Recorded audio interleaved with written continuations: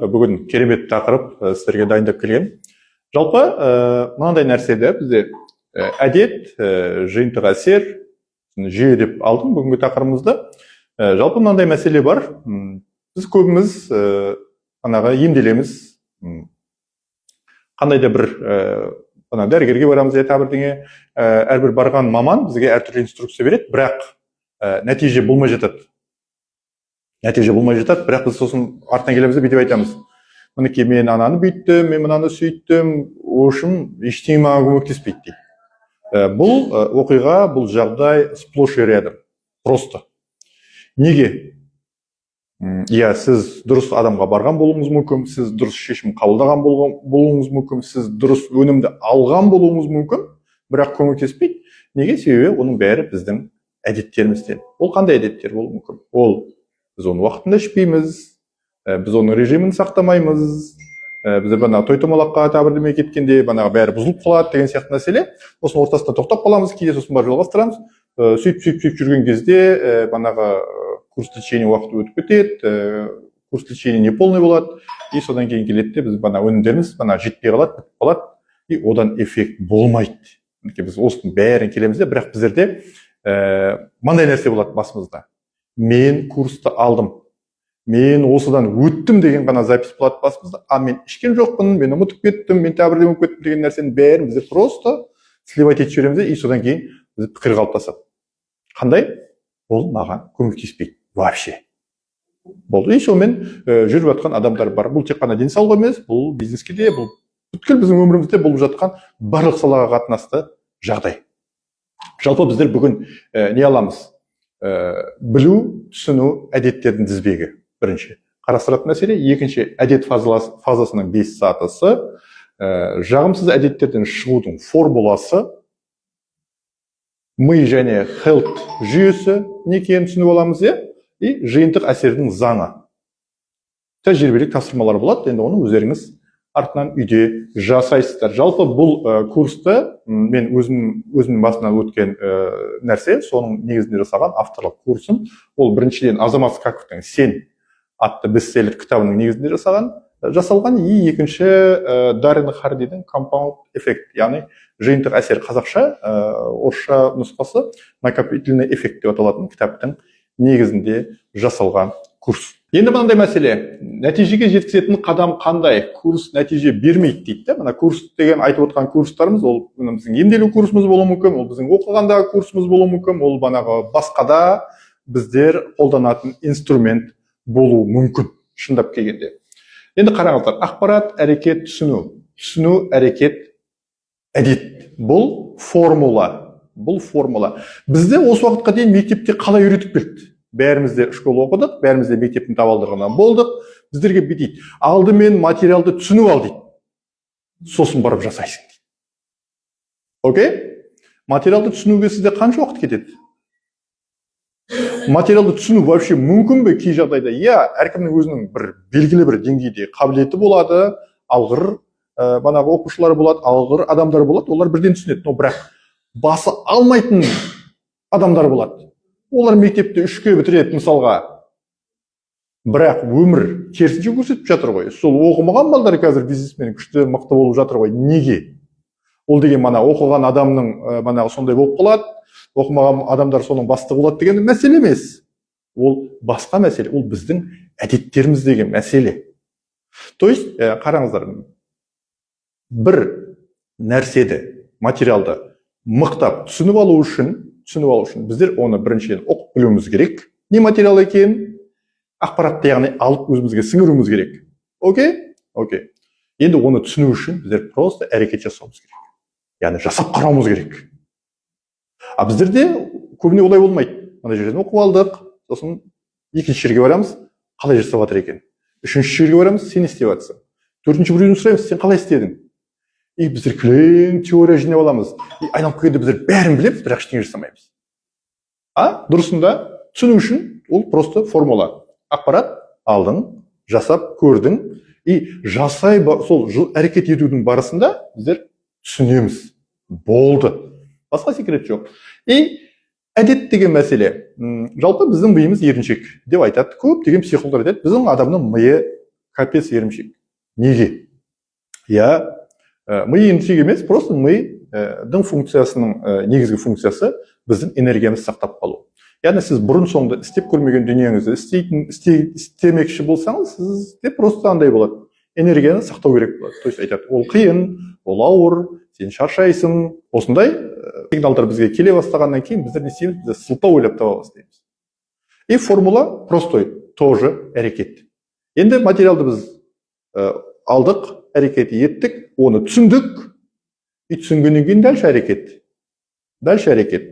Ол осы әрекеттен кейін біздерде әдет пайда болады. Яғни біздің үйде мысалға көрінбейтін біздің әдеттеріміз көп. Мысалға біздер тісімізді тазалаған кезде мына жағынан саламыз ба, щетканы мына жағынан саламыз ба, оны ешкім ойланбайды, ол әдет. Аяқ киім киген кезде оң аяқтан киеміз бе, сол аяқтан киеміз бе, оны ешкім ойланбайды. Мысалға былай етіп қараңыздар, егер сіз үйдің есігін ауыстыратын болсаңыз, есігінің тұтқасына орын ауысып кететін болса, сіз басында сізге ыңғайсыз болып жүреді. Бірақ адам артынан оған үйренеді. Және бөтен үйге келген кезде бана өзінің несінен іздейді. Өзінің күнделікті орнынан іздей бастайды. Сосын бұл үйде былай екен ғой дейді да, мысалы, бұның бәрі біздің әдетіміз. То есть адам әдетке ешқандай энергия жұмсамайды. Ноль. Мысалға біздің өзіміздің қазіргі жағдайымызда, если сіздер күн сайын бір рилстан түсіріп салатын болсаңыз, күн сайын үзбей. Бұл басында ол қызық болады. Сосын артынан кейін сіз жалғасыз, одан кейін сіз шаршайсыз, одан кейін тағы бірдеңе болады. Бірақ соның өзінде егер сіз тоқтамайтын болсаңыз, ол әдет болады. Білу, одан кейін ортада әрекет болады, одан кейін түсінеміз, ортада әрекет болады, содан кейін бар, ол біздің өмірімізге еніп кетеді. Әдеттің фазалары мынандай. Бірінші ойлану. Мысалы біздер айтамыз, просто денсаулыққа қатысты айтатын болсақ, біз айтамыз, давай бүгіннен бастап мен прогулкаға шығамын. Давай мен бүгіннен бастап күнде таңертең жүгіремін. Күшті ма? Күшті. Не үшін? Міне қараңыздар. Біздер бұны тастап кетпеу үшін нақты не үшін екенін білуіміз керек. Не үшін біз жүгірейін деп жатырмыз? Жүгіру бізге не берейін деп жатыр? Жоқ, Алмас жүгіреді екен емес. Жоқ, Алмас күнде таңертең бана ерте тұрады екен емес. Мен не үшін ерте тұрайын деп жатырмын? Мен не үшін таңертең прогулка шығуым керек? Не үшін? Осы не үшін деген нәрсені біз ойланып нақтылап алатын болсақ, ол біздің бізге керек бір нәрсе болып қалыптасады. Екіншіден жоспарлау. Қалай біз оны жасайын деп жатырмыз? Жоспарлау деген былай, мысалға, біздер деген осы уақытқа дейін жүгірген жоқпыз ғой. Мен мысалға 45-темін да, осы уақытқа дейін жүгірген жоқпын. Бүгін аламын да айтамын, давай ертең мен жүгіремін. Ол қалай болады? Оған менің формам сәйкес бе, маған оның денсаулығын көтере ме, көтермей ме, мен соның бәрін жоспарлауым керек. Осыдан 3 жыл бұрын мен салмағым 114 килограмм болды. И менің басымда ол салмақтан құтылу үшін мынандай нәрсе болды. Бәріңізде де солай болады, мен білмеймін. Бірінші тамақта жеу керек, екіншіден спортпен айналысу керек. Бәрін айтатын сол әңгіме. Мен Азамат Скаковпен кездескен кезде, ол маған айтты, сізге жүгіруге болмайды деді. Мен айтам, бәрі бүйтіп жатыр, сөйтіп жатыр. Мен даже үйде скакалка сатып алдым. Маған болмайды екен, прикинь, сол скакалка әлі тұр. Неге? Потому что мына буынды мен үзеді екем. 114 килограмм мен секіргенде или жүгіргенде не болады? Не болады? Вот міне адам соны ойлау керек екен, жоспарлау керек екен. Яғни біз содан кейін бастап күнделікті жасап жүрген кәсіп қандай? Біз жүреміз ғой, адам болғасын жерде екі аяқпен жүреміз. Екі аяқпен жүреміз. Мінекей, яғни жүруді қолға алдық. Просто прогулка. Енді жоспар қандай? Біреулер айтады, 10 мың қадам. 5 мың қадамнан мысалы баста дейді. Сосын бана көбейтесің. 10 мың қадам болады бір күн дейді да. Рас қой. Мен бір кісімен кездестім. Мақтанды ғой. Мен күніне 20 мың қадам жасайын дейді да. Бар ғой енді адамдар. 20 мың қадам жасайды. Сосын мен айтамын, көке, 20 мың қадам жасайды, сенде уақыт бар ма деймін да.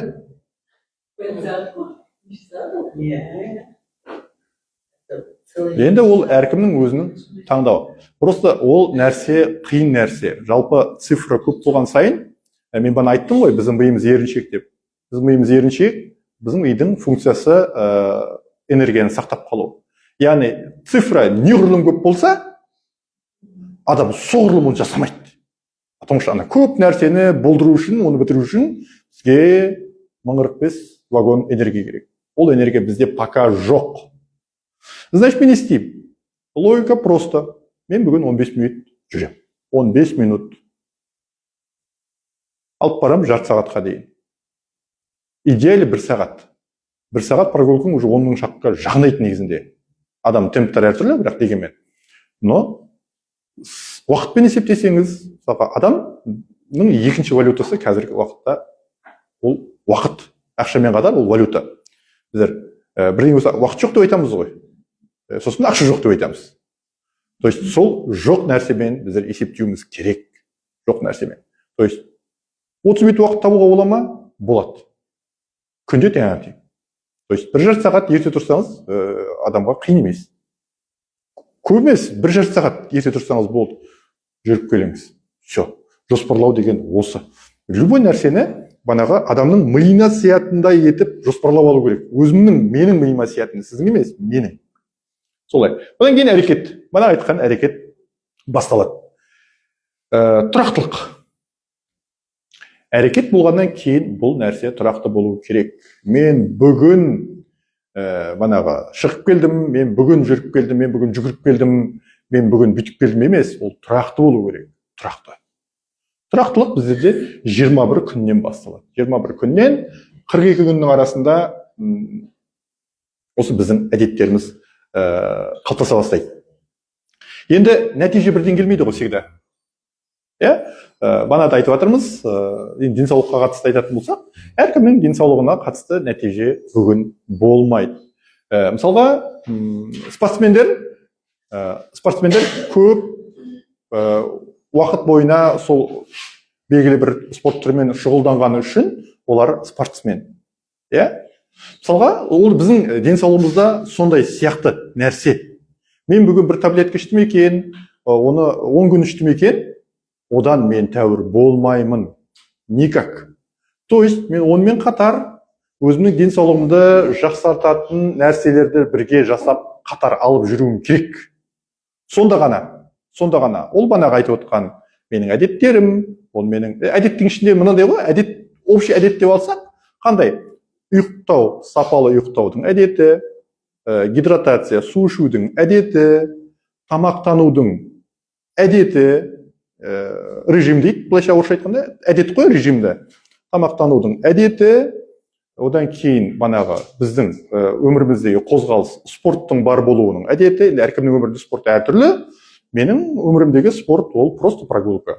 Болды. Бұл жерде басқа нәрсе жоқ. Егер біз осының бәрін 21 күннен 42 күнге дейін жасайтын болсақ, онда біздің осы бәрі әдет болып қалыптасады деп айтады, бірақ қалыптаса бастайды.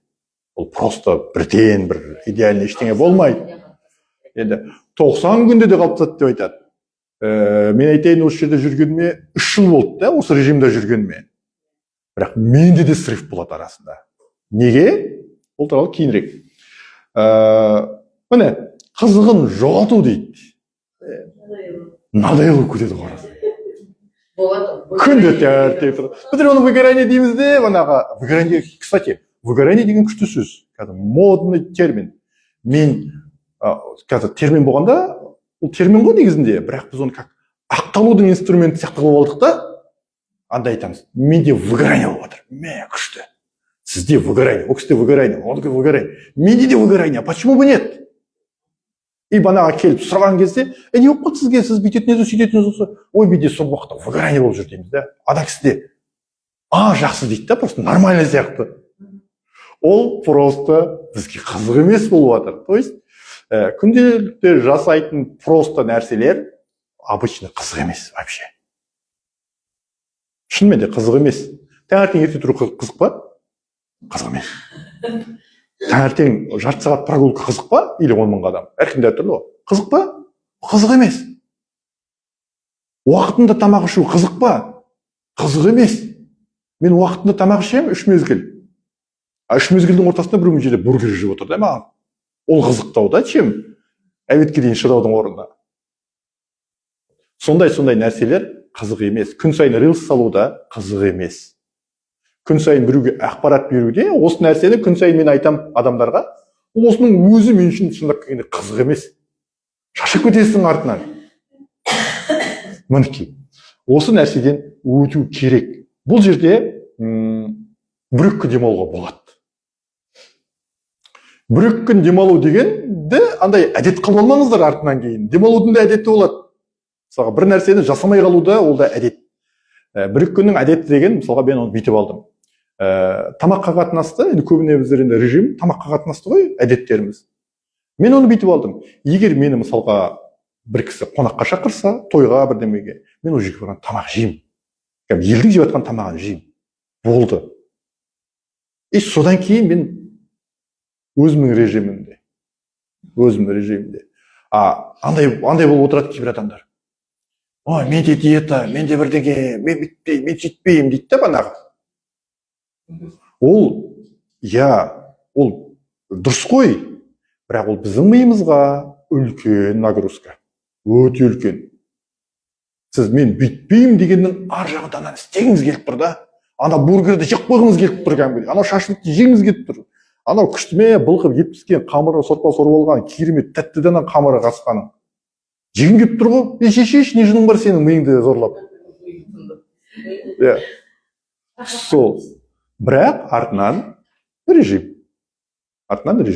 Сол. Енді міне лайфхак мынандай. Әрекет 100 рет жаса. И нәтижесі қандай болады? Мен күнде 100 күн қатарынан прогулкаға шықсам не болады? Просто елестетіп қараңыз өздеріңіз. Мен дегенде мен өзім туралы, сіз өзіңіз туралы елестетіп қараңыз. Мен 100 күн қатарынан таңертең ерте тұрсам не болады? Елестетіп көріңіз. Мен 100 күн қатарынан рилс салсам, күнде үзбей не болады? Кстати, Қарлығаш қазір марафонға қатысады. 90 күнде салмай қалса, 200 евро, өздерінің келісімдері. Но енді не суть? Но формула осы. Мен 100 рет осыны жасасам, не болады? Мен қандай боламын? Үздіксіз, тұрақты. И фокус мұнандай. Андай 100 күн дегенде, мен 100 күн жасаған ортасында 2 күн шықпай қалдым, бір бүйтіп қалдым емес. Үзіліп қалдың ба? Обнуляешься. Қайттан бастайсың. 100 күн бір рет болу керек. Мінекей. Осыған жетсеңіз, қайттан 0-ден обнулять істесін. Мысалға, мен күнде 100 күн ерте тұрам дедім бе, бүгін ұйықтап қалдым ба, значит, все, 0. Кеше 45 күн тұрғаным уже саналмайды. Ертең қайттан ерте тұрып бастайық. Бірінші күн, екінші күн, 3. Миыңыз оны түсінеді. 100 күнді үзбей жасау керек екенін түсінеді. Мінекей. Осы әдет қалыптастырудың әдеттің 5 фазасы деген осы. Қысқаша. Енді біздерде әдет дегеннен кейін біздерде генератор әдеттері бар. Бүткіл әдеттің бәрін, күшті әдеттер туралы айтып отырмын мен негізінде. Бүткіл әдеттің бәрін біздің бойымызға сіңіріп алу мүмкін емес. Никак. Ойламаңыздар, мен идеальный болам екен деп. Жоқ, мен идеальный емеспін. Хотя 3 жыл бойына мен осы нәрселерді жасап кетемін, но менде бір супер емеспін, шындап келгенде. Енді мысал мынандай, генератор әдеттері болады. Генератор әдет деген не? Обычно генератор әдеттер дегенде мен адамдарға бүйтіп түсіндіремін. Сіз неден бастағыңыз келеді? Давай біреуінен бастайық. Ал жоқ, мен ананда бүйткім келеді, мен ананда сөйткім келеді. Мен түсінемін. Сіз ұйқыңызды да реттеңіз келеді, тамағыңызды реттеңіз келеді, прогулкаға шыққыңыз келеді, суды да реттеңіз келеді, анда реттеңіз келеді, манда реттеңіз келеді. Оконцовкада күшті идеальный вес алғыңыз келеді, бүткіл ауру сырқауының бәрінен құтылғыңыз келеді. Мен түсінемін оны бәрін. Но бірақ біреуден бастау керек. Рас қой? Біреуден бастау керек. И қараңыз, осындай 3 түрлі нәрсені мен мысалға беремін. Біреуден бастайық. И қараңыз, дұрыс ұйықтау, сапалы ұйқы. И сапалы ұйқы болғанда бізге не ар жағынан тартады? Сапалы ұйқы деген не? Мен кейде бүйтіп айтамын, қызық қой адамдарға. Сен не істедің, не іштің дейді маған. Мен ұйықтадым деймін. Қой, ұйықтауды қатырамыз ғой біздер. Мен арықтап жатқан жоқпын ғой дейді. Мен уже спешке өлетін кезім болды ғой дейді. Ұйықтауды қатырады. Бірақ қалай ұйықтап жатыр? Қай мезгілде ұйықтап жатыр? әңгіме сода. Енді қараңыз, сапалы ұйқы деген нәрсе, ол мынандай нәрсе. Негізгінде адамның терең ұйқы фазасының көп болуы. Сапалы ұйқы деген. Терең ұйқы фазасының көп болуы. Ол ұзақ ұйықтау деген сөз емес. Адам ұзақ ұйықтай алады, бірақ түнде дөңбешіп ұйықтай алмайды, шошып оянады, тағы бірдеңе, түнімен тамақ жейді, түнімен туалетке барады. Неше түрлі нәрсе болуы мүмкін түнде ұйықтап жатқанда. Бірақ адам суммарно 10 сағат ұйықтауы мүмкін, бірақ эффект алмайды. Адам 8 сағат ұйықтайды, эффект мощный. Неге? Оның ұйқысы сапалы. То есть уақытында жатты, уақытында тұрды. И сол нәрсе үшін адам соны, мысалы мен кейде айтамын, біз таңертең ұйықтан тұрған не істеуіміз керек дейді ғой. Мен ұйықтан тұрғаннан бастап ұйықтауға дайындаламын. То есть түнгі ұйқыға дайындаламын таңертеңнен бастап. Біздер не істейміз? Телефонды аламыз, бүйтіп бетімізге соққанда бар ұйықтап жатқанымызды білеміз. Оған дейін до конца TikTokта. То есть қараңыз, дұрыс ұйықтауды қалыптастыратын болсаңыз, біз қандай әдеттер генератор болады? Қандай әдеттерге ұйқы генератор болады? Ерте ұйықтасаңыз, ерте тұрасыз. Рас па? Рас қой? Рас. То есть уже екінші әдет. Сіз ерте ұйықтауды қолға алсаңыз, обычно ерте тұру қиын. Но біздің ретке алатын дүниеміз ерте жату. Ол біздің қолымызда. Ерте жатуды қолымызға алсақ, біз ол ерте тұрғызады. Адам бәрі өзінің ұйықтайтын уақытын ұйықтайды. Мысалға, адам нешеде жатса да 8 сағат ұйықтайды, или 10 сағат ұйықтайды, әдетіне байланысты. Адам нешеде жатса да 11 сағат ұйықтауы мүмкін. Адам нешеде жатса да 7 сағат ұйықтауы мүмкін. Да? То есть адам жатқан уақытына байланысты, ол әдет ешқайда кетіп қалған жоқ, әдетіміз бар. То есть біз жататын уақытты өзгертетін болсақ, сол әдет бойынша тұрамыз. То есть 12-де жатып 8 сағат ұйықтайтын болсаңыз, 10-да жатсаңыз да 8 сағат ұйықтайсыз, то есть 2 сағатқа ерте тұрасыз. Оның бәрі генератор әдет. Яғни ерте ұйықтадыңыз, ерте ояндыңыз. Тұрғасын таңертең су ішіңіз. Мүмкін ғой? Мүмкін. Неге? Таңертең тұра сала адам по-любому тамақ жей алмайды. То есть сіз уже екінші әдетке алып кеттіңіз. Міне, су іштіңіз, су ішкеннен кейін уже сізде әлі уақыт бар. Не істей аласыз сіз? Сіз кітап оқи аласыз. Оқи аласыз ба? Қолыңыз бос. Таңертең тұрып алдыңыз 5-те. Мен жындық ұсап деп айтамын ғой. Таңатпай тұрып алдыңыз жындық ұсап деп. Тұрып не істейсіз? Кітап оқыңыз. И содан кейін уже таңғы ас ішесіз. Ол әдет, осы генератор әдет алып келеді. Неге? Уже қарныңыз ашады. Сіз уже 2 сағат жарым бодрствовать ететін болсаңыз, автоматически біздің қарнымыз ашады. Біздің жағдайымызда қалай? Көзімізді тырнап ашамыз да жұмысқа жүгіріп кетеміз. Сосын біздер бүйтеміз. Ой, мен өзім туралы айтып жатырмын. Мен вообще таңертең завтрак ішпеймін. 0. Қарлығаш біледі ғой. Мен Қарлығаш басында семья болғанда, сен құманды төкпе. Неге дейді да? Мен кешеге шай ішемін. Салқындай. Анау тек қиғанда қызыл болса болды маған. Сен төкпе. Жум ананың ішін. Ол менің әдетім болды. Мен сол шайды ішемін. Мен каште жемеймін, нан да жемеймін. Ананы тек салқындай бір бокалды құйып жібересің де, кете бересің жұмысқа. Болды. Зато мен шай іштім. Прикинь, мен шай іштім таңертең. Бірақ енді ол сондай нәрсе. Ал уже ерте тұрғаннан кейін, мына бәлелердің бәрі жасалғаннан кейін, мына жерде уже сыртқа шығып прогулка жасап келеді, осыға кіреді енді. Ол бос қой енді. 2 сағат уақытың бар. 2 сағаттан кейін қарның ашты, таңғы ас іштің. То есть қарның ашқаннан іштің, ішейін деп ішкен жоқсың уже. Сен организмді заставлять етіп жатқан жоқсың. Окей.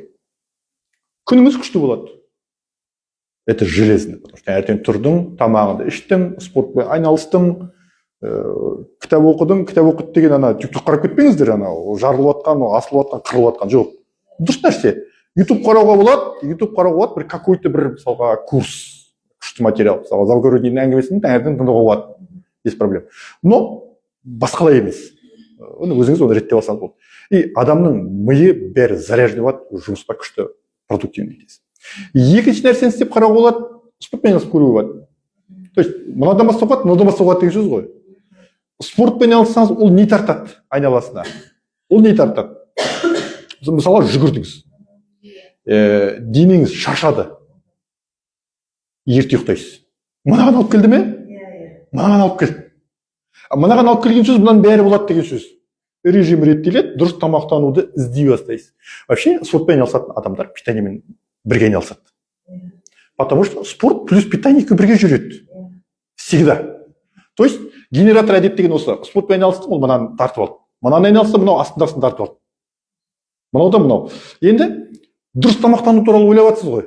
Давай питаниеға түсейік бірден дейді. Мысалы адамдар болады. Питаниемен еткісі келеді. Окей. Мынадан баста кешке 6-тан кейін тамақ жемеші, пожалуйста. Әрі кетсе 7, өлдім 7-тен кейін. Ол не істейсің? Ұйқы жақсарады. Неге?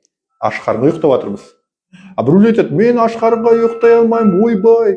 Жоқ, ұйықтайсың. Просто мынаны жасашы. Аш қарынға ұйықтайдың ба? Ұйқың жақсарады. Ұйқы жақсарады деген сөз, ұйқының сапасы дұрысталады. Ұйқының сапасы дұрысталса, қайттан мында келеміз. То есть қайттан мында келеміз. Таңертең жеңіл оянасыз, энергия. То есть энергия деген не? Таңертең энергия деген не? Таңертең энергия деген таңертеңгі прогулка, таңертең кітап оқу, таңертеңгі банағы бір күшті мастер-класстарды қарау, банағы деген сияқты мәселе бізде уже желаниеміз болады соған. А таңертең быт-шыт болып тұрсам, ештеңе істегің келмейді ғой. Сылтау деген не? Бізде сылтау деген күшті. Дофамин деген күшті сөз бар, психологтардың пайдаланатын. Дофамин деген не? Дофамин деген тикток. Тиктоктың дофаминіне той болған адам все, жұмыс жасағысы келмейді вообще. Потому что біз дофаминді тиктоктан емес, біз дофаминді күнделікті өмірден, жұмыстан, айналамыздағы семьядан, бала шағамыздан, айналамыздағы адамдар қарым-қатынастан алуымыз керек кешке дейін. Жоқ, біз оның бәрін 15-1 сағаттың ішінде тиктоктан алып алдық. Все. Біздің миымыз айтады, давай, кайфуй, ұйықта, бітті, өмір нормально дейді. Тиктоктағыдай бәрі дейді. Рас қой, рас. Жасанды әлсіздік деген бар да. Носовой работаға жүріп қойын да уже, да? Иә. Дұрыс тамақтануды аламын, бәрін қатар аламын екен бар ғой. Спортты да алуым керекпін, тамақтануды да алуым керекпін, ерте ұйықтап тұруым керекпін. Енді маған сәт келіп отыр, мен біреуін алайын одан да. Біреуін аласың, бәрі басқасын алып келеді саған. Пожалуйста. Ұйықтан бассаңыз сізге бәрін алып келеді. Анау бәрі келеді, өзі келеді, бәрінің өзі келеді. Бірінші дұрыс тамақтануды аламыз, энергияң жетпейді, ұйқың дұрыс емес. Иә. Вот. Мінекей осылай. Енді жасанды әлсіздік деген бар. Біздер көбіне айтамыз. Мен қолымнан келмейді, мен жасай алмаймын. Қой, мен өйтіп режимде бола алмаймын дейді маған адамдар айтады. Иә? Неге бола алмайсың? Жоқ, сен маған оны айтпа, олай болмайды. Ол мысалы жасанды әлсіздік. Жасанды әлсіздік деп аталады. Жаттанды, иә? Жасанды, искусственный деген сөз ғой енді. Енді қараңыздар. Мынандай эксперимент жасаған екен де қауымдар. Шегіртке эксперименті дейді, мен осылай аудара салдым, бір бәле деген американша. Иә, енді қараңыз, шегіртке не істеген? Кішкентай шегірткені алған, үлкен шегірткелермен төбелестірген. Тәжірибе ғой енді, үлкен шегірткені төбелестіргенде, ана шегіртке көмектескен. Шегіртке тупой ғой, білмейді ғой енді не болып жатқан. Төбелесіп жатыр, самған төбелесіп жатқан біледі, болды. Көмектескенде ана үлкен шегірткелер ұтылған бұдан. Ұтқыздырған, короче. Сондай бірнеше эксперимент жасап, анау енді мақұлық қой, адам емес қой. Миына сіңіріп тастаған ғой, что сен күштісің, сен бәрін жеңесің деп. Содан кейін реально үлкен шегірткемен қоя берген кезде жеңген дейді ғой. Неге? Потому что мен жеңем деген тұр дейді да, банағы уже ішінде тұр, мен жеңем. Бітті. Басқа әңгіме жоқ. Сат тест жасаған. Сат деген қандай тест екенін білесіздер ғой? Енді қараңыздар. Ол тестті, мысалы оқуға түсетін тесттің бір түрі ғой. Сол банағы не? Мектепте балдар топас. Тырнақшаның ішінде. Топас емес енді андай. Үлгерімі төмен. Сол баланың миына сіңірген ғой. Сен керімсің, сен құдіреттісің. Бірақ ол баланы мұғалімдер, айналасындағылар мойындамайды. Ол бана жай қабылдайды, ол жай бүйтеді, үлгерімі төмен, бірақ оның мойнына балаға неткен эксперимент жасағанда, ана бала деген андай, дух та страшно. мен күшті білемін, мен қатты білемін деген. Алады да экзаменде мың үшін тапсырады. Бәрі шок. Бала шашады ғой. Бәрі в шоке. Неге? Ол сенімді өзіне. Ол баланың бас программаны тастаған. Енді содан кейін мынандай нәрсе бар. Біздер балдарға айтамыз ғой. Сен білмейсің. Одан не істейміз? Сен білмейсің дейміз, біз балдар айтамыз. Сөйлеме, үлкен кісілер біледі. То есть балдарды біздер программировать етіп жатырмыз. Бала пока өспейінше білмейді. Баланың алдында үлкен кісі болса, значит, оныкі дұрыс емес. Ана кісінікі дұрыс. Бәріміздің айналамызда ағайын тумамыз бар. Енді көбіне үлкен шаруа болған кезде еститін әңгіме мынандай. Үлкен кісілер бар ғой. Ешкім шаруаны өздігіне жасамайды. Не істейміз десе, үлкен кісілер бар ғой. Үлкен кісі нешеде? Біз уже 50-ге келіп қалдық. Үлкен кісі нешеде? Ол кісі не істей алады? Ол кісі просто сізге бағыт бағдар бере алады. Ол кісі қолдап жұмыс жасай алмайды. То есть, бірақ ол біздің кәдеміз емес, ол біздің программа. Үлкен кісі тұрғанда сөйлеме, шешім қабылдама. Ол кісінікі дұрыс. То есть, біз уже 40-қа келеміз, 50-ге келеміз, 60-қа келеміз, айналамыздан үлкен адам іздеп отырамыз. Үлкен адам, ол неше түрлі болуы мүмкін. Ол жас жағынан үлкен болуы мүмкін. Ол лауазым жағынан үлкен болуы мүмкін.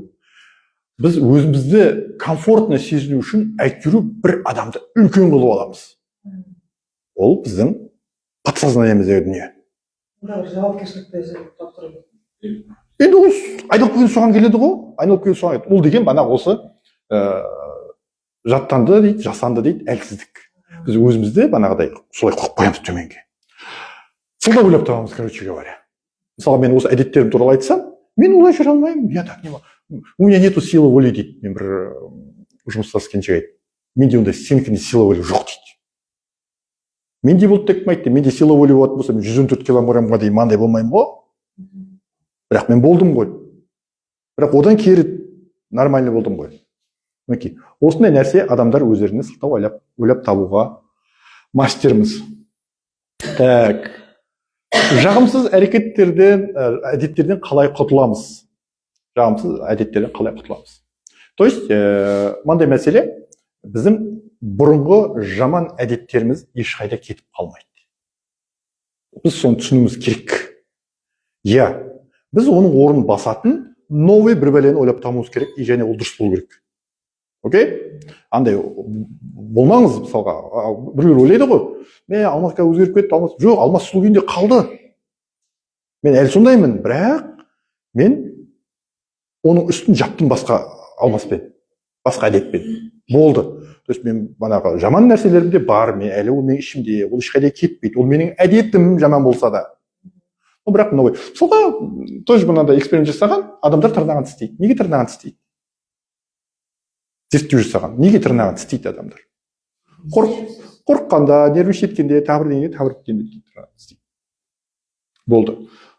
Оның орнына, мысалға, бүйтіп тырнақ тістейтін кезде, тырнағы тістегісі келген кезде, деп банағы бірдеңе жасатуды үйреткен. Қасында қарап отырып. Мысалға, мынандай күшті әңгіме бар. Білет естіген болсаңыздар, ескі әңгіме. Темекіні тастау үшін шемішке шағады дейді адамдар. Біреулер айтады, жасамайды дейді. Неге жасамайды? Жасайды. То есть ол ана әдетке ауыстырып жатыр. Это правильно негізінде. Просто ол қолдау таппай жатыр ондай мысалға сөйтіп темекі қойған адамдар бар. Мысалға. Ол рас нәрсе. Қатты қалап тұрған кезде шемішке шағады просто. То есть оның қасында уже темекінің орнында шемішке жүреді да, пакетімен. Енді оны да алып жүру керек, конечно, но мынадай нәрселер. Мындай темекі шегу деген сияқты мәселе ғой. Сигнал, мына ыңғайсыз, уайымдағанда, мысалы көбде спиртный ішкенде адамдар темекі шегеді, мысалы қойып жүрген адамдар.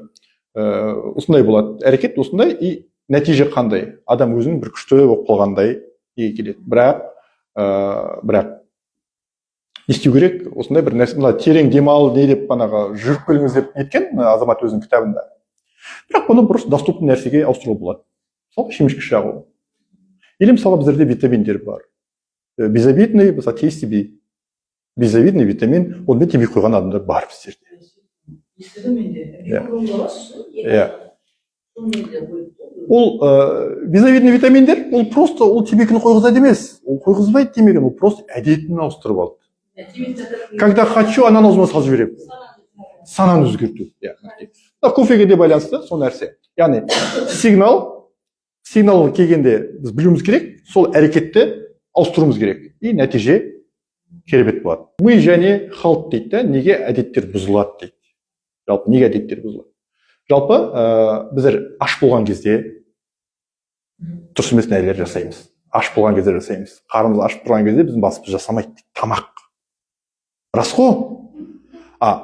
Аш болған кезде, қатты аш болған кезде адам мөлшерсіз тамақ ішеді. Это реально. Потому что анау қарны тойды деген сигнал өте жай келеді. Ешкім асықпай отырып шайнамайды, ешкім асықпай отырып наслаждаться ішпейді. Давай мен. Содан кейін барып уже бір заманда уже дейміз, уже жерге келіп тұр бәрі. И сосын біздер не істейміз? Уже наслаждаться ету үшін тағы тамақ жейміз. Ар жағында наслаждаться ету үшін тамақ жейміз. Аш болғанда. Ашу кезінде бұзылады көп нәрсе. Әсіресе бізде ашудың ыза келіп қалған кезде берген уәдемізді бұзамыз адамдарға. Бір обещать етеміз, осы мен бүйтпеймін, мен сөйтпеймін деген сияқты. Манағы құтырған кезде айтамыз. Тапсырыс құрсын осы, жасамаймын мен, керек емес маған деп. Рас қой? Бүткіл дүниені төңкеріп тастаймыз да, құрсын бәрі дейсің де. Жасамаймын мен бүйткен бизнес құрсын, адам жоқ, бүйтпейді. Ашу. Жалғыз қалғанда. Жалғыз қалғанда адамға қиын. Адам деген ол қоғамда өмір сүреді негізінде.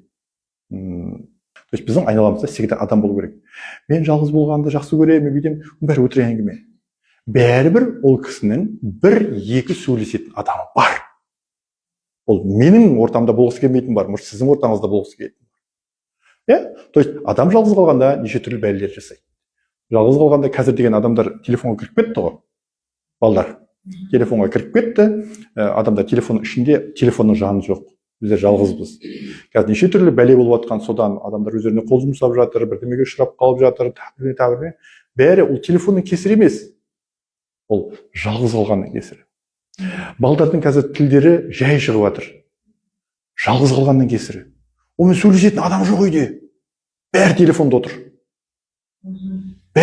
отыр. Онымен сөйлесетін адам жоқ. Біздің үйде қазір кенже баламыз орысша сөйлейді. Неге? Жалғыз қалғанның кесірі, ол ютубпен сөйлесіп отыр. Біздің үйде орысша сөйлейтін адам жоқ вообще. Анау сөйлейді, қылғынады, тек маған қазақша айтады, қылғынып қойды, қазақша үйреніп жатыр. Оған да шүкір. Ал ана балдарды, біздер үлкен балдарды, вообще балдардың бәрі эксперимент қой, Құдай сақтасын. Үлкен балдарды банағыдай нәрсе болып кетеді деп, мен бүткіл кабельныйдың бәрі үйде кесіп тастады. Олар балапаннан өсті. Олар орысша білген жоқ, 6 оқығанша. Представляете? 6 оқығанша орысша білген жоқ. 6 оқығаннан кейін, ана балдар сондай болғаннан кейін, ана балаға бәрін достықты бердік. Бірақ мен бір нәрсені түсінген жоқпын ғой. Артынан түсініп жатыр. Біз жоқ екенбіз қасында. Ана балдардың қасында телевизор, мына баланың қасында телевизор. То есть бір телевизор қазақша сөйлейді, бір телевизор орысша сөйлейді. Разницасы сол ғана. Дұрысында ол бізбен сөйлесу керек екен. Бізбен, үйдегі адамдармен. Мінекей, балдарды жалғыз қалдыруға болмайды. Вообще болмайды. Жалғыз қалуға. Сол жалғыз қалған нәрседен қиын нәрселер артынан болуы мүмкін. И адам шаршаған кезде осы нәрселер болады. Біз айтамыз, үшінші ертең жасаймын. Болады ғой? Ертең жасайыншы. Сіз ертең де шаршайсыз. Неге? Потому что осының алдында айтқан әдеттеріңіз дұрыс емес. Сіз күнде шаршайсыз. Значит, күнде ертең. То есть біздер бір нәрсе дұрыс болмай жатса, осы формула, халт деген формула. Неге менде болмай жатыр? Мен ашпын ба? Окей, аш емеспін.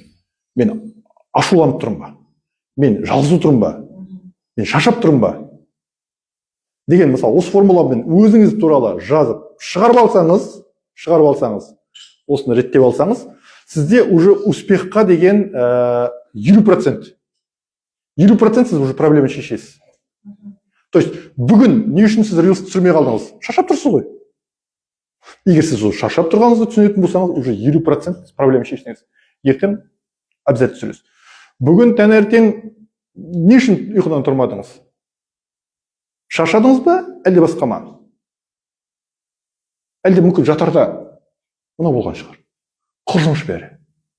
Ертең ұйықтаймын онға дейін. Егер сіз осы мәселенің төркінін шығарып алатын болсаңыз, 50% сізде успех. 50%. 50%. Мида бізде неше түрлі режимдер бар. Молшылық. Молшылық. Бізде бәрі бар. Да, молшылық. Оқу, даму, іздену бар ма? Бар. Иммунитет жақсы жұмыс істей ме? Істейді. Артық салмақ жиналмай ма вообще? Кейбір адамдар не жесе де сол тұратын сол күйінде бар. Шешімдерді оңай қабылдайсыз ба? Қабылдайсыз. Сергексіз шабытыңыз күшті ма? Күшті. Ұйқы тереңдей ма? Тереңдейді. И стресспен бізде дефицит бар. Күнде бізде не жоқ? Нәтиже жоқ. Бірдеңені істеп жатырмыз, нәтиже жоқ. Продукцияны ішіп жатырмыз, нәтиже жоқ. Бола ма? Болады. Не істейді? Дефицит болған кезде ми энергияны майға айналдырып жібереді. Кетеміз. Просто кетеміз. Иммунитет бізде не болады? Блокта болады. Аурушаң боламыз, тәбірдеңе боламыз, тәбірдеңе. Оған уақыты жоқ уже біздің организмнің. Міне, ашулану болады, біздің настроениеміз не болады? Стресс кезінде аумалдық күлі болады. Қазір күліп бірмен сөйлесіп тұрған сияқтысың, үй келесінде ақырып сходу. Неге? Стресста жүрміз. Стресста жүрміз. Ол просто белгісі соны. Ол андай емес, бір мысалға Элеонора ханым келіп, мені құтырып жібере алмайды, мысалға. Просто так. Мен оған дейін құтырып келдім. Мен өзім стресста жүрген адаммын бір кез жерлерде, мысалға. Дамуға уақыт жоқ, вообще ештемеге уақыт жоқ бізде. Құрсыз үшін уақыт жоқ, қарап отыратын уақыт жоқ. Кеше күшті эфирлер болып жатыр ғой. Уақыт жоқ менде қарап отыр. Мен стресстемін. Ұйықтамайсыз ғой, сосын стресс болғасын. Ұйықтамайсыз ғой. Болды. То есть, егер бізде бәрі жеткілікті болса, мына нәрселер болады. Бізде стресс дефицит болса, мына нәрселер болады. Все. Басқа вариант жоқ. Басқа вариант жоқ. То есть энергия майға айналдырсын. Бұл жерде қысқартып жазылған ғой, энергия майға айналдырады деген, мысалға сіз энергия. Біз стрессте жүрміз, біз дефицитте жүрміз. Бізде не жоқ? Бізде энергия жоқ. Біз энергия алу үшін не істейміз? Тамақ жейміз. Энергия алу үшін біз тамақ жейміз. Тәтті жейміз. Нақтысында. Кофе ішеміз, шоколад жейміз, кәпит жейміз, табырден жейміз, торт жейміз. Иә, бәрі бар. Одан біздің организм энергия алмайды. Просто энергия алмайды. Оның бәрін запас. Запас. Май деген ол жаман нәрсе емес. Май деген ол запас. Неге ол запас жасап жатыр? Неге запас жасап жатыр? Потому что дефицит. Біздің миымыз білет дефицитте жүргенімізді. Бірақ не дефицит екенін білмейді. Сен не аузыңа саласың, соны бәрін запасқа жібереді. Құдай мына бір күні өледі аштан дейді. На самом деле холодильник толып тұр битком. Бірақ сіз миыңыз түсінбейді, сіз дефицитте жүрсіңіз. Болды. Сол үшін адамдар салмақ жинайды просто. Егер осы психологический фактор ғой енді, егер соның бәрі реттелетін болса, тәтті тәттісімен кетеді. Мысалы белок белогымен кетеді, май майымен кетеді. Организм өзі жұмыс жасай бастайды. Жиынтық әсер. Жиынтық әсер. Жиынтық әсер деген нәрсе, бір нәрсені жасай берсеңіз, ол сізде навык дейді ғой. Навык болып қалыптасады. Мысалға, біздер бана балаларға ұрсамыз да, әсіресе мен өзім туралы айтып жатырмын ғой. 18-ге келгенше күрек істей алмайсыңдар.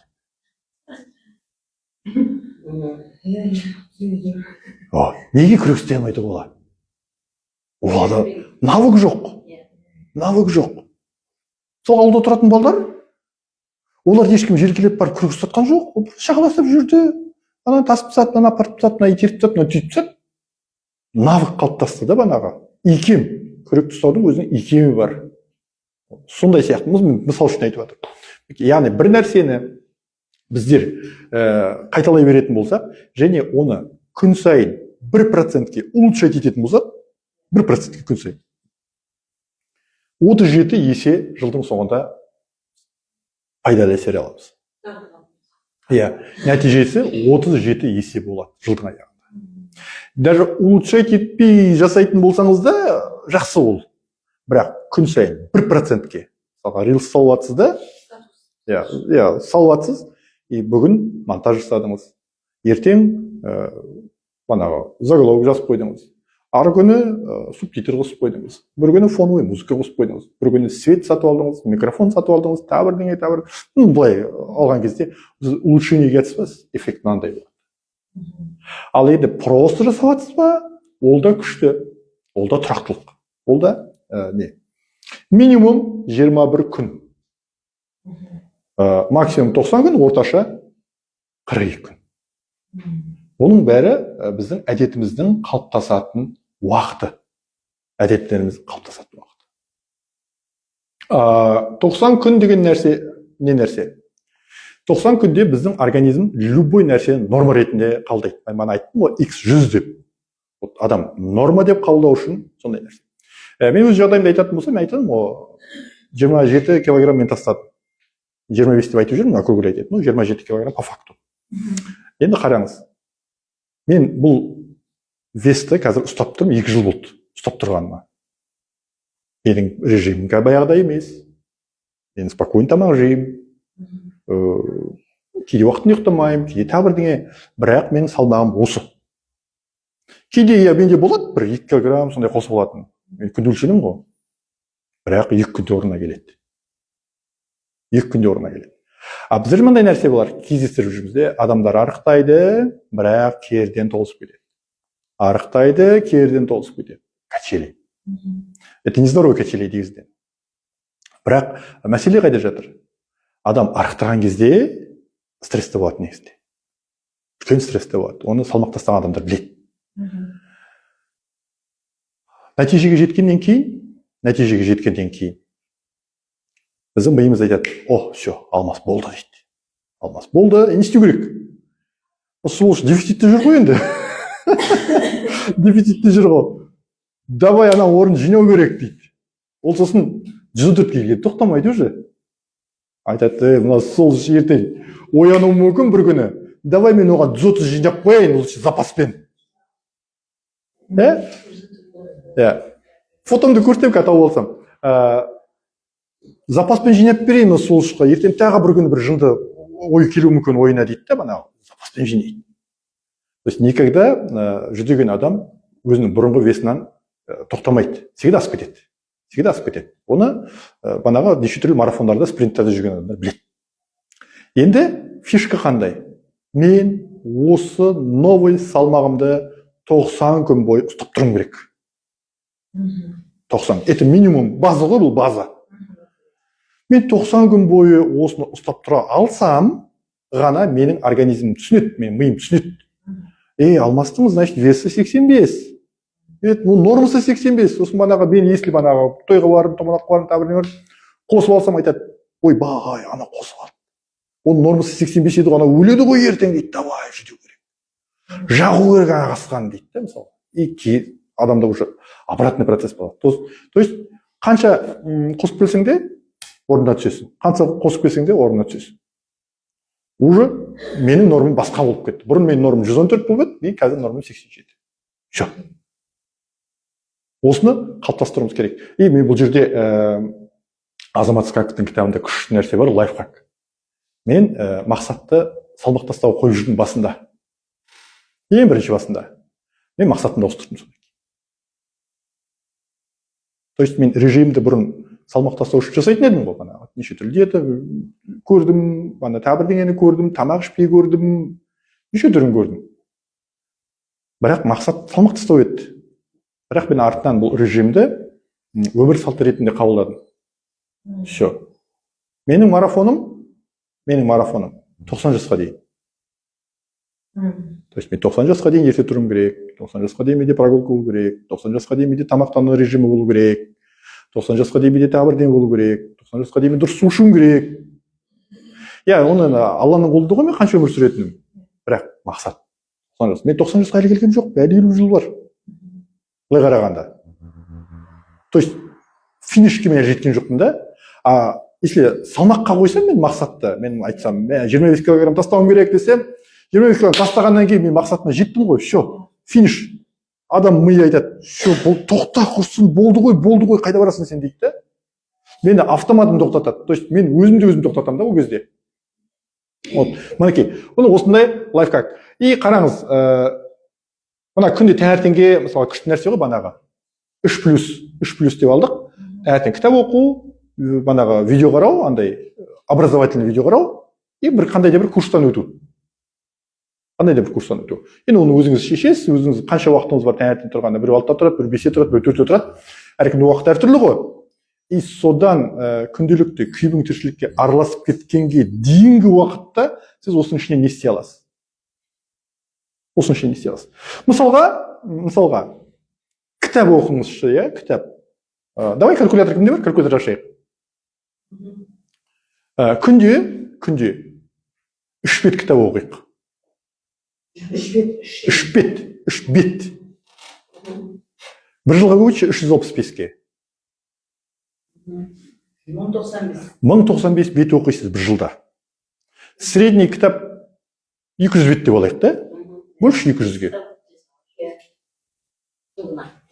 Қанша? 5 кітап. А кім 5 кітап оқып болдыр? Көрдіңіз бе, қараңыз. Біздер кітапты қолымызға алған кезде соңын ашамыз да, кімде сондай әдет бар? Соңын ашамыз, неше бет? 200 бет, неше бет? 300 бет, неше бет? 150 бет. Қиын ғана 150 бетті бітіру. Ол еще кітап, ол еще қызық болуы мүмкін, ол еще кітап қызық емес болуы мүмкін. Ол кітап еще ауыр болуы мүмкін. Пайдалысынан бөлек нәрселерді айтып жатырмын да, пайдалы нәрсе ғой тәкті. Все. И так-то мына осы 3 фактордан шыға алмай жатқан адамның миына қасқа болып жатқан, еще анау 200 бет дегенді қосқан кезде ақырзаман туады да сен басында. Қашан сен оны бітіресің? Ойбай, құрсын. Уақыт жоқ. Окей. А если сізде дағды болса, күнде тек 3 бет. Маңызды емес, 3 бет. Просто 3 бет. 3 бет оқыдым, все, келесі шаруа. Құттай жасадым, 15 бет прогулка жасадым, все, келесі шаруа. Андай 10 мың адам деген емес. 15-20 бет прогулка жасадым, сағатымыз бар қолымызда. Все, келесі шаруа. Уже адамда бана накопительный эффект осы жерден пайда болады. Накопительный эффект деген осы. 3 бет кітап оқитын дағдыңыз болса күнде, значит, сіз жылына 5 кітап оқисыз. Все. Значит, мінекей. Мен осы методикамен, сол ең бірінші жылы мен 11 кітап оқыдым. Менің қызым осы методикамен бір жылда 25 кітап оқыды. Прикинь? Мына, үлкен табыс пен мықты денсаулық, бұл бір күндік ерлік емес, мысалға. Ол күнделікті әдеттердің жиынтық әсері. Даррен Харди. Осы компаунд эффект деген кітабында осы нәрселер жазған. Бұл кісі денсаулық туралы жазбайды, кішкене бизнес туралы жазады, но бәрінің мағынасы осы. Жауапкершілік руминация дейді бұл жерде. Жауапкершілік деген нәрсе, бана сіз айттыңыз, жауапкершілік алудан қорқады деп адамдар. Иә, қорқады, жауапкершілік алудан конкретно қорқамыз. Біз бір нәрсені жасайын деп жатсақ, біз айтамыз. Елде жағдай ауыр ғой, кризис қазір да. Кім алады мынаның бәрін? Ақша жоқ қой бәрінде, кім алады мынаның бәрін? Да, ол біздің бәрі миымызда. Күшті бизнес бастағымыз келеді ғой бәрімізде. Осындай нәрсе. Мен солай тәрбиелеген. Күшті не ма? Сылтау ма? Жоқ, мен ондай емеспін. Біздерді вообще басқаша тәрбиеледі. Жоқ, мен оны істей алмаймын. Күшті сылтау. Тағы бір курс өтіп алайыншы. Супер сылтаулар ғой. Ананы қарап алайыншы. Ананы бүйтіп алайыншы. Ананы сөйтіп алайыншы. Қашан идеальный нәрсе болады. Солға деген күшті нәрсе, мынандай қызық нәрсе. Кім анализ тапсырып көрді? өздігінен барып. Бардыңыздар ғой. Бірақ барғанша неше сылтау айттыңыз. Анаң той бітсін, балам бірдеңе болсын, анау тағы бірдеңе болсын. Неше уақыт жүрдіңіз? Айналып келгенде, ханымдар, мырзалар, айналып келгенде біздер анализ тапсыруға өз еркімізбен барған жоқпыз. Әбден уже анау сылтаулар бәрі бітіп, біздер ауырғанда бардық қой. А кто мешает вам 2 жыл бұрын тапсырып жағдайыңызды білуге? Мысалы, бауырыңыз бірдеңе болып тұр, ана жер бірдеңе болып тұр деген нәрсені білгенге кто вам мешало? Өзіңіз просто мыңғырық бір сылтаулап таптыңыз, әбден мынау уже проблема болған кезде бар. Ол проблеманың еще артында салдары бар. Мінекей сылтау деген осындай. Уақыт жоқ. Бізде вечный уақыт жоқ. Ешкімде уақыт жоқ. Қазір мен бірдеңе айтсам, менде уақыт жоқ. 1000 қадам жасауға менде уақыт жоқ. Кітап оқуға менде уақыт жоқ. Осы манағы ерте жата алмаймын, менде уақыт жоқ, мен ерте жата алмаймын. Неге сіз түнде жасамақшы шаруаңызды таңертең ерте тұрып жасамасқа?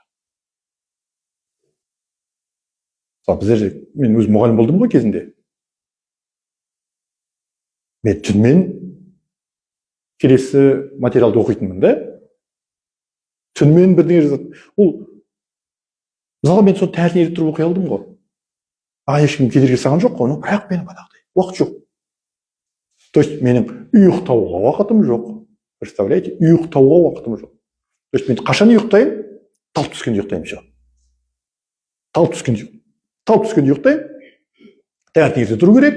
Таңертең ерте тұрғаннан кейін ұйқы уже сапалы емес. Ұйқы сапалы болмағасын менде энергия жоқ, менде дым жоқ. Мен таңертең сонымен барам, анау накапливается. И сосын бір күн біз не істейміз? Бір күн 30-ке шығамыз. Прикинь, 30-ке де демалмаймыз ғой. Оказывается, бізде жыл бойына үйде ремонт жасауға уақытым болған екен. Оны 30-ке де жасау керек қой. Осыған дейін, мысалға 40-қа 50-ге келгенше бізде ремонт жасап, шаруаны күшетіп қоюға бізде уақыт болмаған екен ғой. Әбден балдар үйленетінде, қыздар күйеуге кететінде, бізде қазақта ремонт басталып кетеді. Оған дейін уақыт болған жоқ. Неге сен құтты ұйықтайтын жамай бермейсің? Мінекей, біздер мына үлкен күшті сылтаулардың бірі. Енді руминация халі деген бар. Ол бір нәрсені шайнай беру дейді, жабай түрде айтқанда, шайнай береді. Езгілей береді, бана айтамыз, күшті мысал бар, бізде қазақта қатқан боқ тезбе шай дейді. Қатқан боқ тезбе. Мысалға иттің үргенін келтіреді, мысалға ит 20 секунд тұрышы, мысалға. Бірақ сен оны 15 минуттан кейін де, 1 сағаттан кейін де ана ит үрді ғой деп езгілеп айтып отырасың. Бір оқиға болады, қоймайсың ғой оны. Көкем ау, кеше күн өтіп кетті ғой. Өтіп кетті кеше күн. Кеше бірдеңе дұрыс болмады ма, өтіп кетті ол. Отпусти.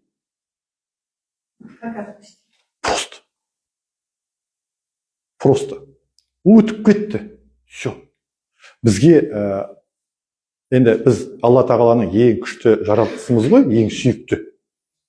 Бізге бәрін берген ғой, түгел бергенде, единственный бір нәрсені бермеген. Ол бізге уақытқа басшылық етуді бермеген. Уақыт біздікі емес.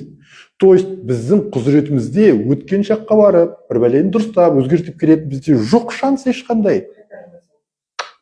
Өтіп кетті ол. Ну зачем переживать по поводу теперь? Ол факт, ол все так случилось. Ұрысып қалдың ба? Ұрысып қалдың, все бітті. Кеттен жақсы ештеңе етпес. Мен кешір ана кісіні. Ол кісі виноват болуы мүмкін емес қой. Мен де виноватпын ғой мысалға. Енді сен кешір жақсы. Осы өмірің жеңілдейді да. Өмірің жеңілдейді. Яғни біздер көп уақытымызды не істейміз? Өткен шаққа арнаймыз. Адамдар көп уақытын өткен шаққа арнайды. Қазіргі уақытта көп адам жоқ. Өзі кейбір адамдар болады, болашаққа арнайды уақыт. Мен бүйтсем, мен сондай боламын. Мен бүйтсем, мен сөйтем. Ол сөйтсе, мен бүйтем. Армандаған жақсы ғой негізі, бірақ ол арманға жету үшін не істеу керек? Әрекет ету керек. Бүгінгі әрекетіміз жоқ.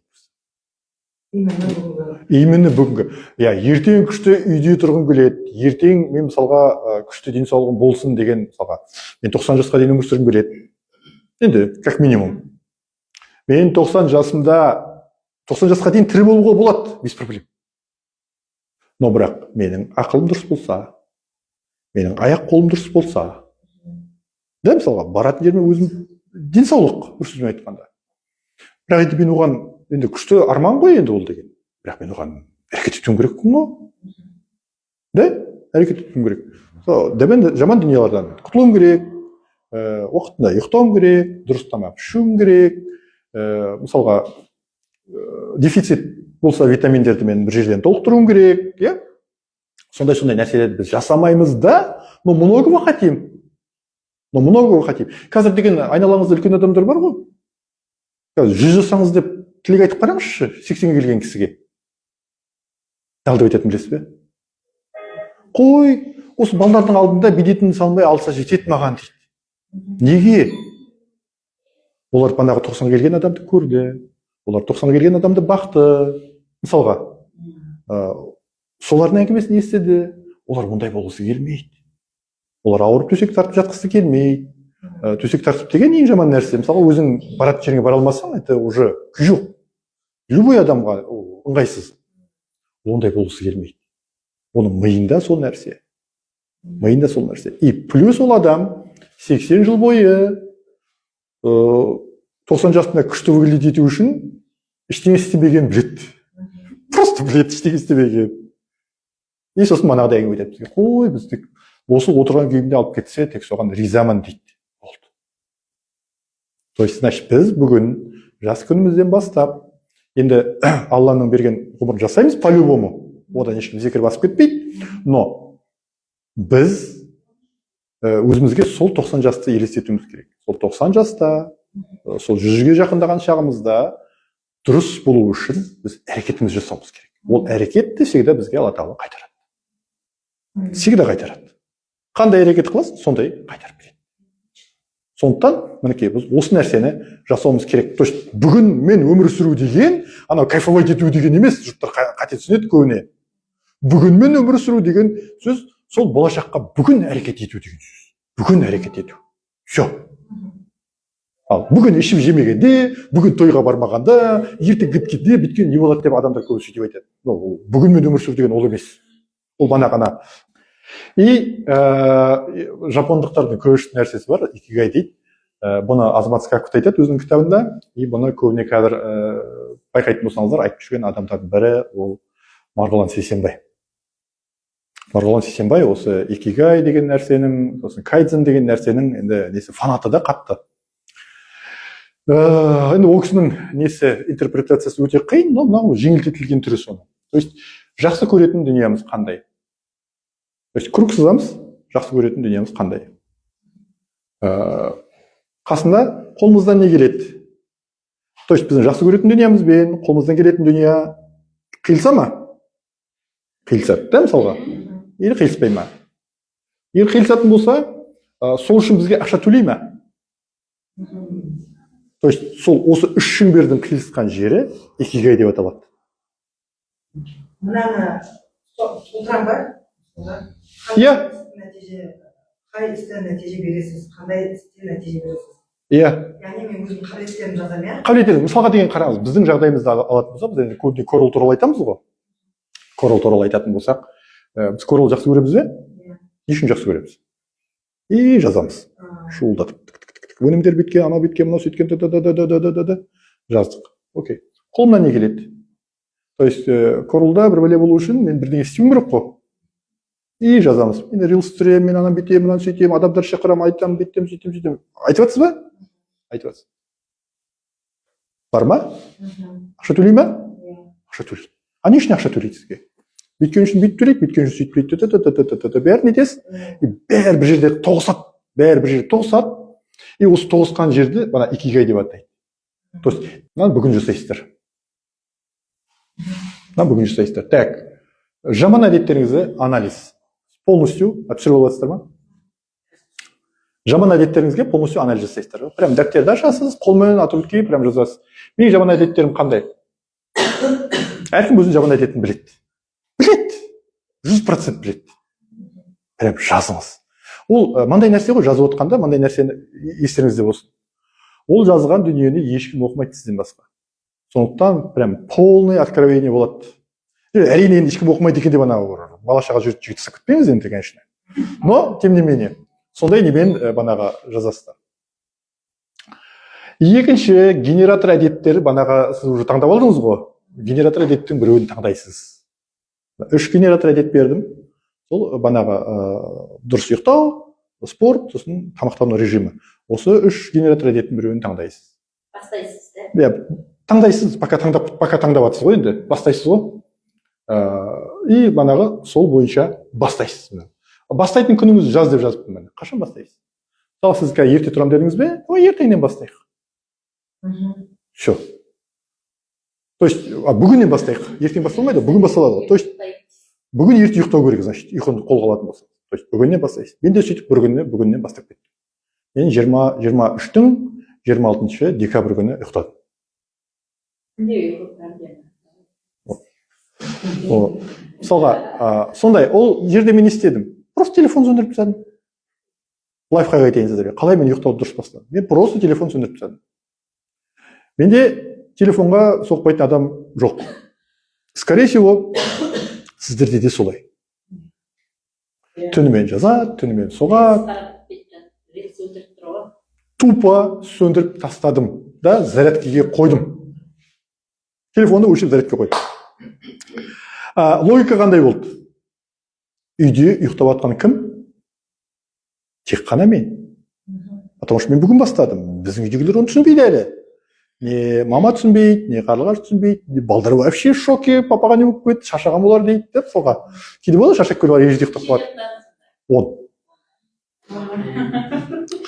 Енді қараңыздар, қызық қалай болды? Логика мынандай болды. Если егер менің айналамдағы жақын адамға түнде срочно бір бәле болып жатса, жақсы емес не ғой, түнде болатын обычно. Олар маған телефон соғылмай жатса, олар кімге соғады? Олар біздің үйдегі адамдарға соғады. То есть, маған түнде, значит, кім соғады? Мен бәрін шектедім ғой уже. Маған түнде кім соғады? Маған ең жақын адамдар соғады. Менің семьямды танитын адамдар ғана соғады. Түнде. Понимаете? То есть, қалған адамдардың бәрі параллельно. Все, значит, ол сізді жұмыстан ешкім беспокоить етпейді, достарыңыз беспокоить етпейді, если бір конкретно бірдеңе болмаса. Тек сізге уже түнде смело соғатын адам ол ағайындар. Ағайындар және соғуға ұялмайды. Мынандай ағайын ғой енді. Алмас телефон чуть недоступен болып жатыр, не болып жатыр? Деп банағыдай. Ұйықтап жатыр еді дейді. Рас қой? Ұйықтап жатыр еді десе, ол уже триггер. Ар жағында шаруасы срочный болмаса, жақсы кейін хабарласармын дейді. Если срочный болса, онда бір пәленшеге сондай болып қалып еді, соны айтайын деп едім деп шаруасын айтады. Все. То есть енді, соответственно, мен үйдегі адамдар оятады, анау-мынау деген сияқты ғой. Сондықтан ерте ұйықтауға қорықпаңыздар, біреулер іздейді, біреулерге бірдеңе болады деп, просто переживать етпеңіздер. Просто переживать етпеңіздер. Все. Ең мен өзім қолданған лайфхак туралы айтып жатырмын. Окей. Мына кетті. Қалт тізімдер банаға. Ашсың ба, ашулысың ба, жалғызсың ба деген сияқты мәселелер. Осы жерде тоже жазамыз. И банаға икигайдың анализі. Оны түсіріп алдыңыздар да, осын жасаймыз. И лайфхак банаға айтқан 100 әрекет. То есть, давайте 100 әрекет. Қандай 100 әрекет? Таңертең ерте тұрудың 100 әрекеті. Күнде уақытында ұйықтаудың 100 әрекеті. Тағы не, рилс салудың 100 әрекеті. Тағы бірдеңенің 100 әрекет. Любой 100 әрекет. 100 әрекет. Ол 100 әрекет. 100 әрекет, 100 күн. 100 күн деп. Бір әрекетті 100 рет жасау, 100 күн жасау. И банаға жасанды жеңістеріңізді қалыптастырыңыздар. Жасанды жеңіс ету керек. Одан басқа біздер тоже психологически қиын болады. Мен жасай алмаймын деген нәрсені ұмытыңыздар. Үлкен банаға айтады ғой, банаға біреудің успехына қарама, бетпе, сөйтпе. Қалай қарамайсың сен оны? Алдыңа шығып тұр ғой. Бірақ біз өзіміздің успехімізді бағалай білуіміз керек. То есть біздер рилс нелер түсірдік пе? Значит не? Значит, менің нәтижем қандай? Маған бір адам подписка болды. Жеңіс пе? Жеңіс. Бір адам пікір жазды. Жеңіс пе? Жеңіс. Бір адам контактісін тастады. Жеңіс пе? Жеңіс. Осы нәрсені бағалауымыз керек. Мысалы, ерте жатып жатсыз. Ерте жатқанда мақсатыңыз банағы нәрсенің бәрін генератор етіп тұр ғой. Артынан ертіп алып келеді. Болмай жатыр оның бәрі. Ерте жатасыз, ерте тұра алмайсыз. Мүмкін бе? Мүмкін. Бірақ біздің жеңісіміз неде? Жеңісіміз мынада. Ерте жату үшін мен телефон сөндірдім ба? Сөндірдім. Ерте жаттым ба уақытында? Жаттым. Ерте жатқан бойда ұйықтай алдым ба? Ұйықтадым. Осының бәрі жеңіс. Осы жеңістің бәріне егер сіз сендіретін болсаңыз өзіңізді жеңіс ретінде, уже келесі жеңіс болады. Келесі жеңіс бізде ерте тұру. Енді анам бәрі болмай жатыр, енді сіз уже жазасыз. Мен ерте жаттым, телефонды сөндірдім, уақытында жатқан бойда ұйықтадым, ерте тұрдым. Уже 4 жеңіс сізде. Ерте тұрғаннан кейін кітап оқуға желаниеңіз болмауы мүмкін. Әлі. Оны қосасыз бір күні. Сөйтіп барып өзіңізді қана жеңдіресіз. Болды. Уже 3 жылдан кейін, 4 жылдан кейін осыларға келіп сөйлеген кезде бәрі просто сияқты. Бәрі просто сияқты. Мысалы, біздің командада үлкен бір күнде 2 күнде өсіп жатқан адамдардың бәрі осыдан өтті. Бәрі де бір адаммен бастады. Осылай. Бір адаммен бастады. Все. Андай жоқ, менде жоқ, мен бүйте алмай жатырмын. Жоқ, олай ойламаңыздар. Бір адам алып келдіңіз бе? Жетеді. Мен мысалға серебряный директормын. Бар болған. Оның өзі жеңіс. Оның өзі жеңіс. Ол қандай жеңіс? Мен 500 балымды ай сайын жасағаным жеңіс қой. Мен соның арқасында, мен астымдағы кісінің директор болған арқасында серебро емеспін. Мен өзімнің 500 балымды бергенім үшін немін серебромын да былай қарағанда. Все, адам солай ойлау керек. То есть, енді жайлап келесі адам шығады. Но мен келесі адамды алып келгенде де өзімнің 500 балымды бермесем, мен бәрі золотой болмаймын. Правильно же? Осылай грабить етіп тастау керек бәрін. Бөліп тастау керек. Сонда адамның миы ауырмайды. Біздің басымызға сонда салмақ түспейді. Сол кезде бізде бана модный сөз бар күшті. Выгорание деген нәрсе болмайды. Все. А то біздер выгорать етеміз. Потому что кім? Елена Орханова қараймыз, бітті. Ол дегенде. Бұл жерде обыр батыр. Ал ол кісі бәлен жыл жұмыс жасады осыған. Сондықтан осы нәрселерде ескеру керек. И келген адамдарға ешқандай бір үлкен нәрсені обещать етпейміз. Осылай жайлап түсіндіреміз. Бүгін бір адам алып кел, ертең бір адам алып кел, оған бүйт, мынаған сөйт, жайлап болады бәрде. И қорытынды. Жүйесіз бизнес, нәтижесіз бизнес. Жүйесіз өмір болса, бізде өмірімізде жүйе болмаса, значит бізде денсаулықта болмайды. Егер бізде денсаулық болмаса, ешқандай бізде ақша болмайды. Егер бізде денсаулық болмаса, бізде ешқандай бизнес болмайды. Все. Ең астындағы фундамент ол біздің денсаулығымыз. Біз біреуді емдеуге жұмыстанбауымыз керек. Біз ешкімді емдемейміз. Вообще, от слова совсем. Біз өзіміздің денсаулығымызды жасауымыз керек. Өзіміздің денсаулығымыз үшін жасаған нәрсені просто бөлісу керек. Мысалы, мен қазір соны бөлісіп тұрмын. Соны бөлісіп, күнде соны айтып жатырмын. Все. Адамдар айтады ғой, сіз дәрігерсіз бе дейді. Жоқ, мен дәрігер емес. Мен дұрыс тамақ ішу үшін маған дәрігер болудың қажет жоқ. Мен дұрыс ұйықтауым үшін маған дәрігер болудың қажет жоқ. Мен дұрыс мөлшерде су ішу үшін маған дәрігер болудың қажеті жоқ. Мен күнде прогулкаға шығу үшін маған дәрігер болудың қажеті жоқ. Рас қой? Рас. Неге мен барып емделуім керек ауырғанда? Мен ауырғым келмейді. Мен ауырып емделгім келмейді. Понимаете, это разные вещи. Вот. Сондықтан осы нәрсенің бәрі болу үшін бізде банағы ақпарат әрекет түсінеміз. формула ғой банағы. Түсінеміз, түсінгеннен кейін әрекет жасаймыз, ол біздің әдетке айналады. Генератор әдет, ана ұйқы, спорт, тамақ, үшеуін біреуін таңдап аламыз. Бәрін бірдей алып жүрсек, бытысып, орта жолда шашылып қаламыз да. Яғни біреуінен бастаймыз, біреуінен бастаймыз. Мынауды мынаған алып келеді. Мынауды мынаған алып келеді. Мынауды мынаған алып келеді. Қайсынан бастасаңыз да дұрыс. Окей?